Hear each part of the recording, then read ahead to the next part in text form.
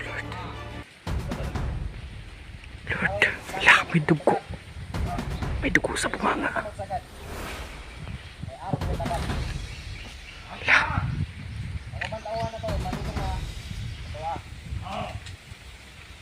Diyos ko.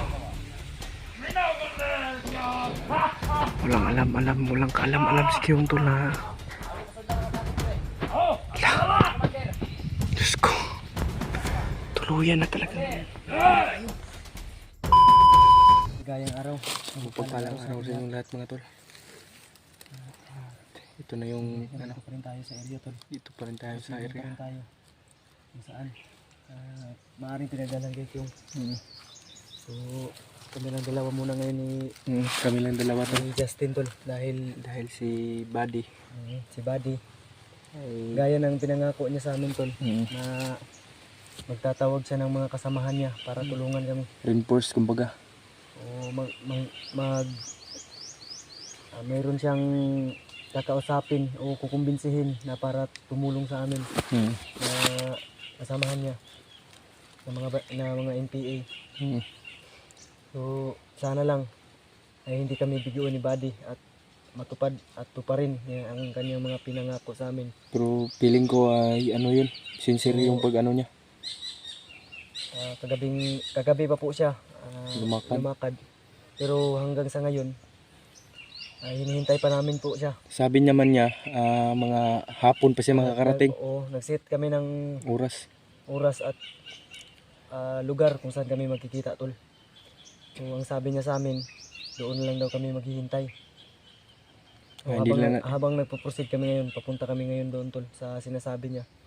Dahil ang usapan namin kung hindi 1 o'clock, alauna ng gabi, baka mga alas 2. So ang oras natin ngayon alas 12 na. So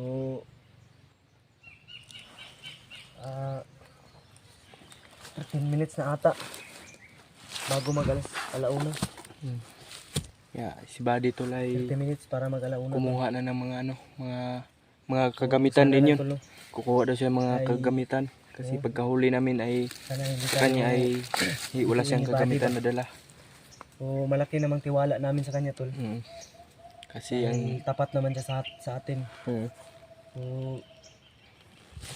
big salute pala, shout out sa mga kaibigan nating Muslim, mga kababayan, kabaro nating ni Buddy. mga katribo o kauri ni Buddy. Sa mga nagsasabi diyan na yung mga Muslim ay mga matatapang at Masasamang tao. hindi tawag doon. Yung Ano ba? Yung hindi mabiro. yung ugali. Yun po yung pagkakamali niyo tol dahil si Buddy sobrang napakabait na ay tao. kabaliktaran po sa mga Haka-haka. Oo, sa haka-haka na yung mga Muslim daw ay mga mababangis. Si Buddy tol, ibahin niyo. Ibahin niyo si Buddy tol kasi sobrang bait na tao tol. Oo, Napaka-humble pa. sana lang ay walang mangyari sa kanilang masama. O makakumbinsi siya ng mga kasama na tutulong sa atin. Alam niya kasi yung pasikot-sikot dito tol, yung bundok na ito. At madami din daw silang mga kasamahan na pumarito. Nabalitaan din natin ayon sa panood natin na mayroon ding nabibihag o may nabihag. Kaya nga po another problem na naman po. Trahedyang dinaranas natin tol at mga naranasan natin. Sige lang, laban Pero lang tayo. May plano po ang Diyos na nasa taas para kung bakit ginawa niya po yun. Pray na lang natin always yung kaligtasan nila. At hinihingi ko pa rin po sa inyo tol ang inyong bawat isang taimtim na dasal sa aming dalawa, sa aming misyon, sa aming lahat, sa aming ibang mga kasama. Lalong-lalo na sa kalagayan ni Kyung ngayon. Lalong-lalo na kay Kyung dahil napaka-critical ng kalagayan niya ngayon tol. Kasi hindi pa natin napagtanto na Hindi pa rin ako lubos makapaniwala ngayon. Yan Sa ngayon tol. Yan yung Ay susuriin naman namin. pa rin sa aking isip na kung bakit nangyari kay Kyung at humantong sa ganitong pangyayari. Dahil siguro pati kayo tol ay nabigla rin sa pangyayari. So ang tanging makakatulong sa atin nito tol ay pagdasal natin. I-pray natin si Kyung at yung mga iba pang mga nabibihag na aming mga kapwa hunter na sana sa mga problemang dumating ngayon na taon na ito ay malagpasan namin to ng Ano po, may ibon na naman oh. Yan o. Yun oh. Huwag kang kumpiyansa sa ganyang sipol. Dahil basang-basa ko na yung ganyang sipol. Kay bayawak yan. Oo. Baka kay bayawak talaga yan. Kasi hindi pangkaraniwan. Damay. Ayun sa narinig din natin kahapon ba? Nung nakarang araw. Ayun din sa narinig namin nung nakarang araw tol.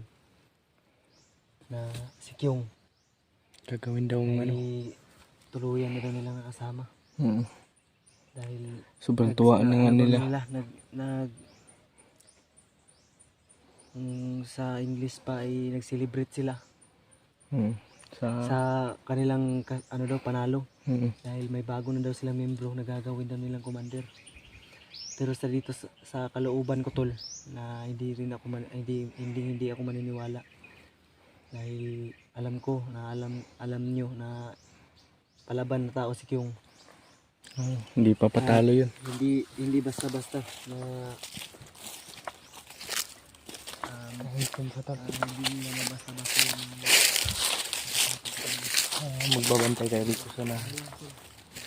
At yun tol, tulad ng sinabi ko, hindi kami uuwi dito tol habang hindi ka namin kasama si Kyung. At yan yung palagi yung katandaan tol na walang imposible. Kasi tiwala lang tayo palagi sa Panginoon na sana ay maligtas natin ng walang galo si Kyung. Sobrang hirap naman ang pinagdaanan namin ngayon. At sa likod naman ng lahat na ito tol ay ligayahan. At sana tol ay i-pray nyo pa po kami palagi sa aming mission. Diyos ko Lord. At lalong lalo na kay Kyung. Sobrang nakakaiyak yung sitwasyon niya ngayon. Yung kalagayan niya ngayon. Na kahit ako, kahit kayo tol. Sino bang matutuwa na di mo lubos akalain na nakuha pa siya sa baba. At namamayapa na po yung buhay niya. At namuhay na siya ng kanya lang. At yung anak niya, lalong lalo na ilalabas pa yun. Yan yung pinaka mahirap dyan. Sana tol ay makuha talaga natin si Kyung kay basig. Yung last namin nakita yung mag-ina niya ay yung asawa niya tol ay sobrang laki na ng tiyan.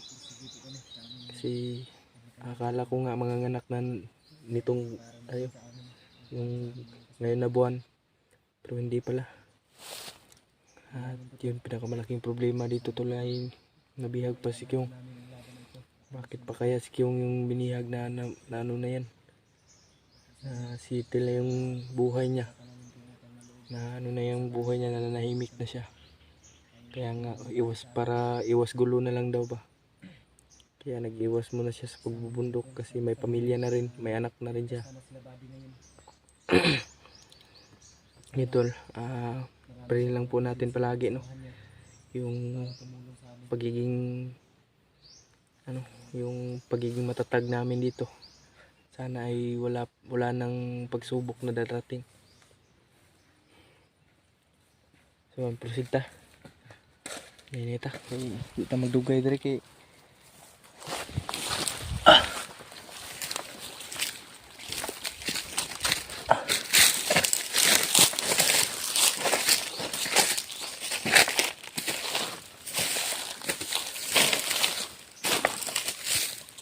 lawak ng bundok na ito tol.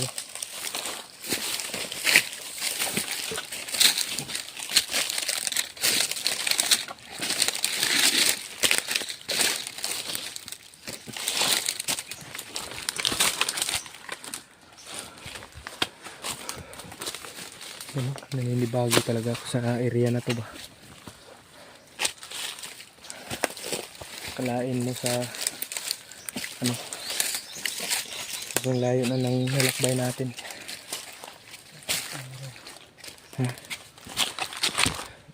Asan yung galing yung sipol kanina? Dito banda. May sumipol kanina tol.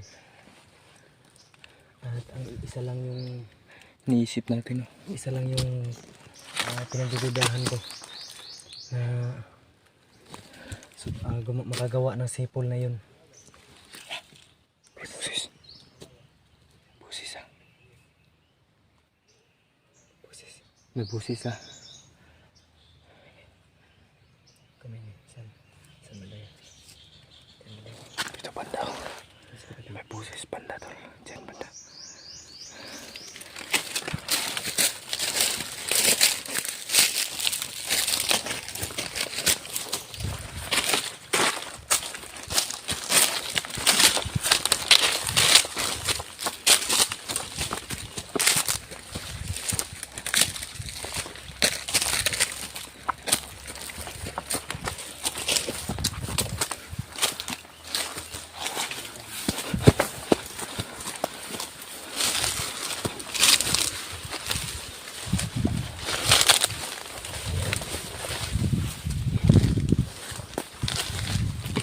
Malapit na tayo sa langit.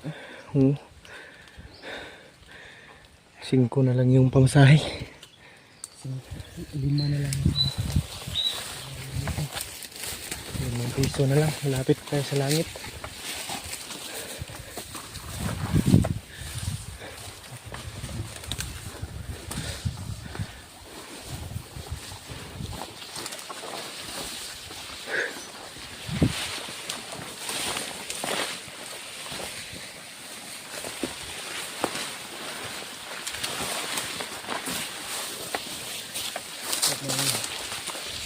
Nakita kang malaking puno ng balete. Yun na yung sinasabi ni Buddy. Doon tayo makikita daw lahat. Doon tayo magtatagpo nila Buddy sa malaking puno ng balete tol. Yun yung sinabi ni Buddy sa akin. Saan yung galing? Diyan o. Sa street na bahagi. Yan o, may mga buses ha. May buses.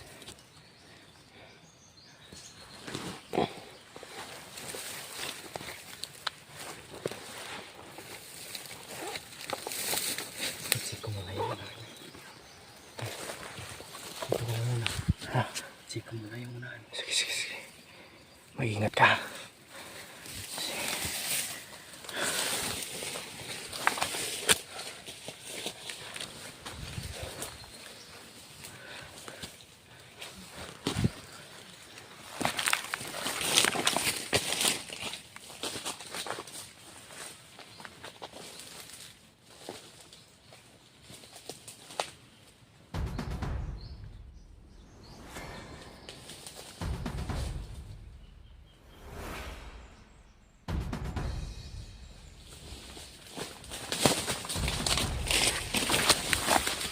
Laban ka naman.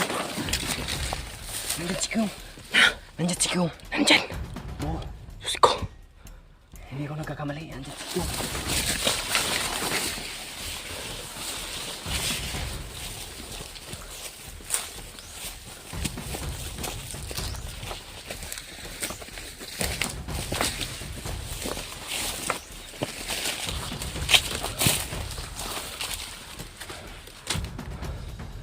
Diyos ko. Nandyan si Kyong tol. Ayun o.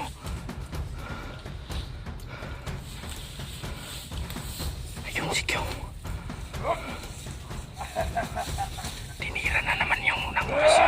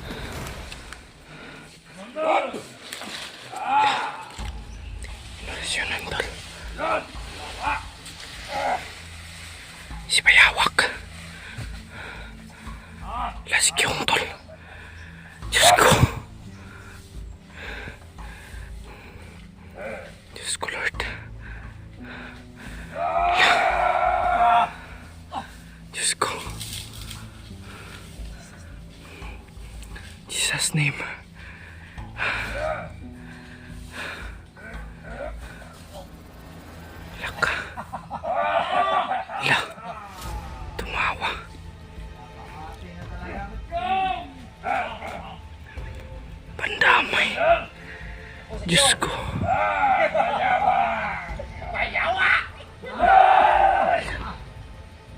Diyos ko.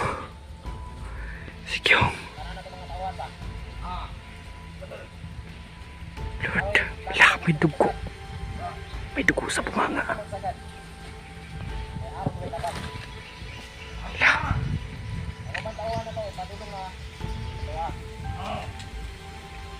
Diyos ko. Walang walang kaalam-alam si Kyong to na. Wala. Diyos ko. Tuluyan na talaga.